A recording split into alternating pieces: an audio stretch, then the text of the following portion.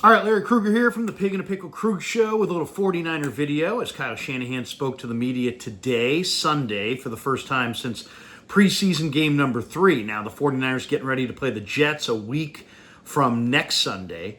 And the Cutdown, where the rosters have to go from 90-man camp rosters to 53-man regular season rosters, the deadline for that is 1 p.m. on Tuesday.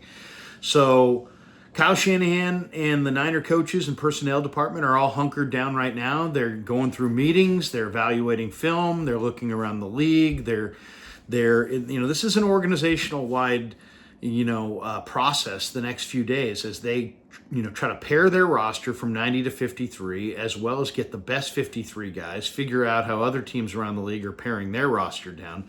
So let's go through the presser and we'll hit some of the key points that Shanahan pointed out. And of course, we're brought to you by Pig and a Pickle, the best barbecue in all of Northern California. Check them out. They're in Emeryville and Corte Madera. They're open 7 days a week from 11 a.m. till 8 p.m. or until they run out. Pig and a Pickle, the best barbecue in all of Northern California. Get the brisket chili. Go say hi to Damon and Mary. Tell them that Larry Krueger sent you. And this video also brought to you by Sharp Corner Sports Cards and Collectibles, 205 Cypress Avenue in Pacific Grove, California, along the Monterey Peninsula. Call my good friend Anthony Catania at 831-522-5264. That is Sharp Corner Sports Cards and Collectibles.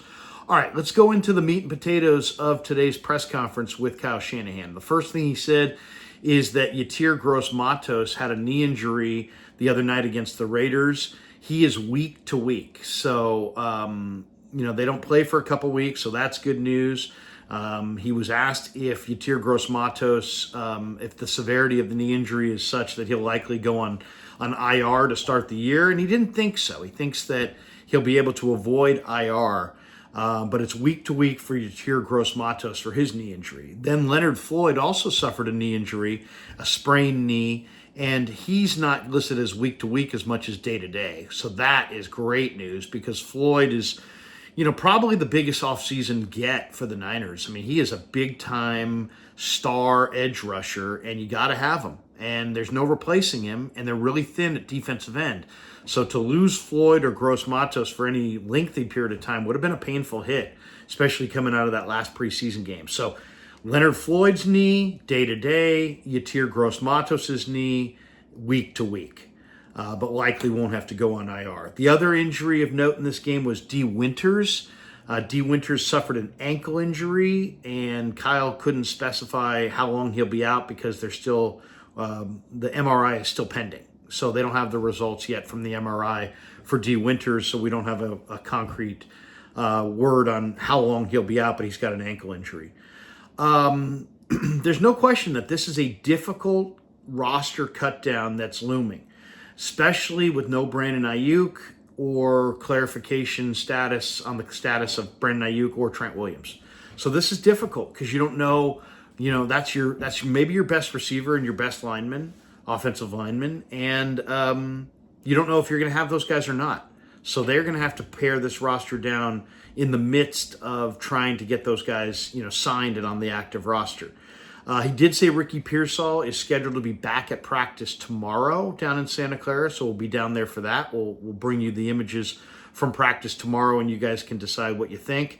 Talanoa Hufanga, it says they'll know more on Wednesday. So, he's trying to work back from an ACL tear. He may begin the year on PUP. If he does, it's probably a good break for Tracy Walker as far as Walker trying to secure a roster spot. Matt Barrows asked a question about the depth at defensive end. There's no doubt the Niners need depth at defensive end.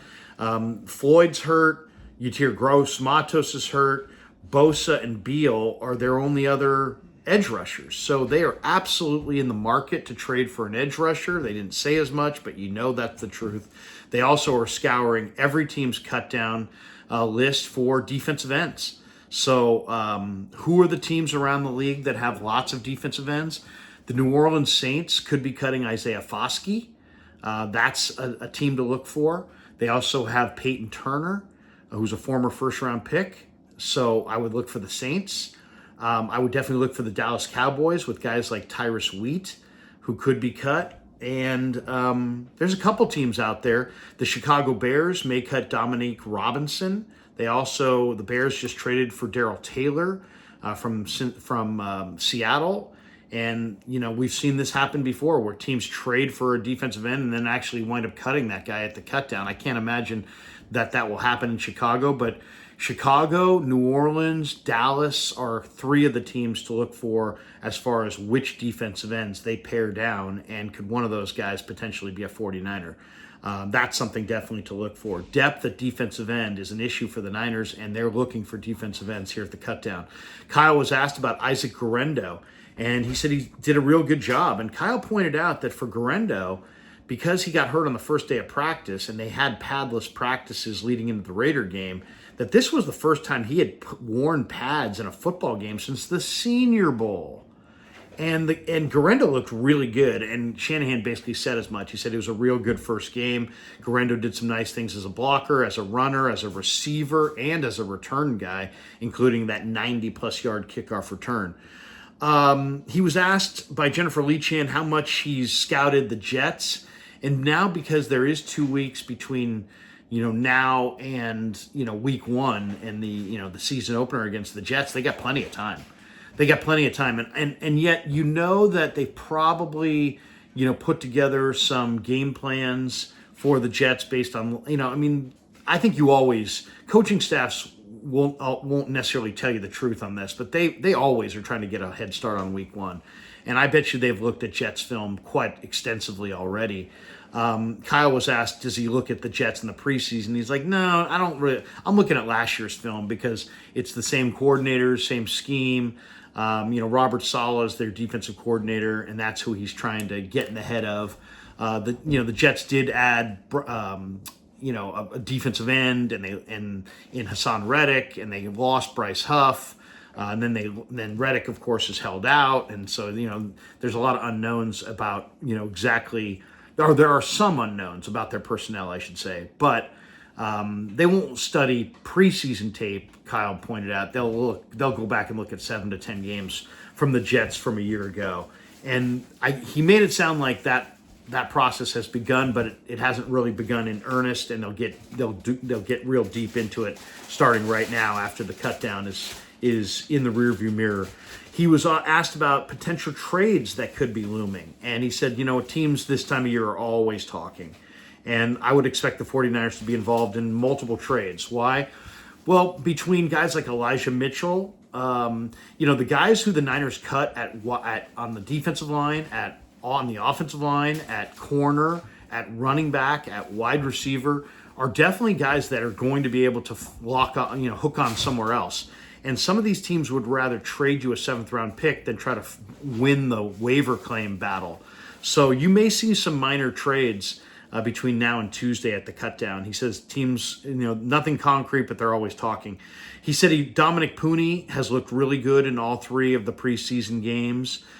Shanahan pointed out that the final 53 is never the final 53, and it's true. I mean, the roster that you pair to 53 is your week one roster, but that's not going to be the roster that you play on Super Bowl Sunday with if you get there.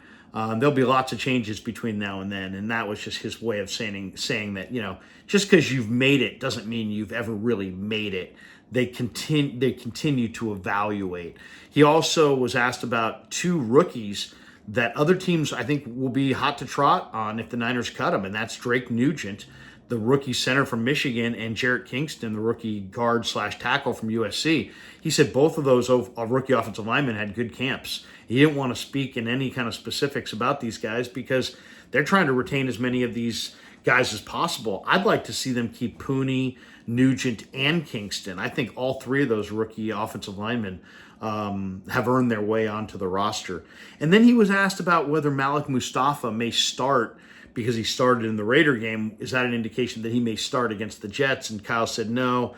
George Odom rolled his ankle in the pregame, and they saw him run and thought, it wasn't great, so they went with Mustafa. So it doesn't mean that Mustafa's earned a starting spot or he's in line for a starting spot. It just kind of shows how the lack of depth they do have at safety. I mean, you have George Odom, you have Jair Brown, And then you've got the rookie in Malik Mustafa, and you got Hufanga coming off a ACL, fairly serious ACL injury. Then you got Tracy Walker, and you've got Jalen Mahoney.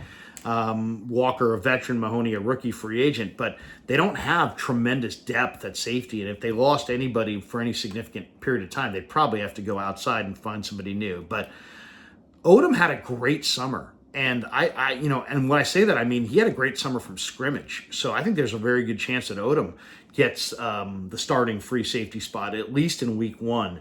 And then they'll go from there. I think it's very likely that it's Jair Brown and George Odom starting at safety against the Jets in week 1. All right, that does it for the video. Thanks to, for the update. Thanks to Pig and a Pickle for being the title sponsor of the Krug Show. Thanks to Sharp Corner Sports Cards and Collectibles for sponsoring this video. Thanks to all of you guys for supporting the Krug Show on YouTube.